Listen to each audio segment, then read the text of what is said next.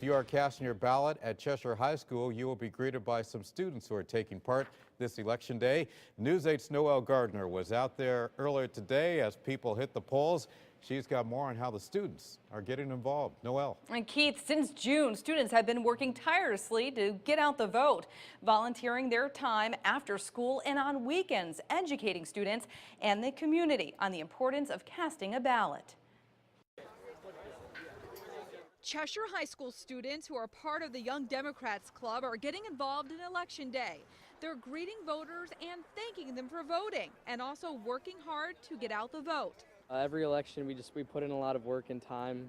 Every member of the club, we have about 60 or 70 members maybe, and our main goal is to get out the vote, get people out there and voting, exercise their right, because it's really just a really important thing.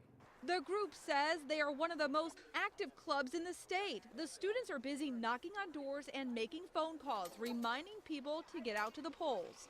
Your right to vote is not something to be taken for granted, and that's just really important, and that you can't complain about what's happening in the country and in your state if you're not going to exercise your right to vote.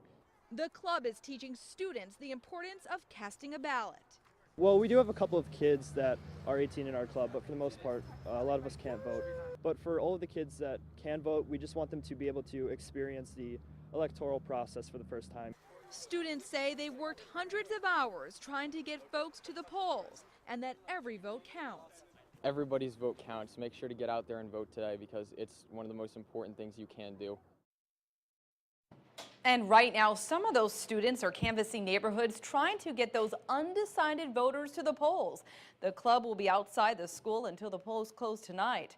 I'm live this noon in News 8 Control. Noelle Gardner, News 8.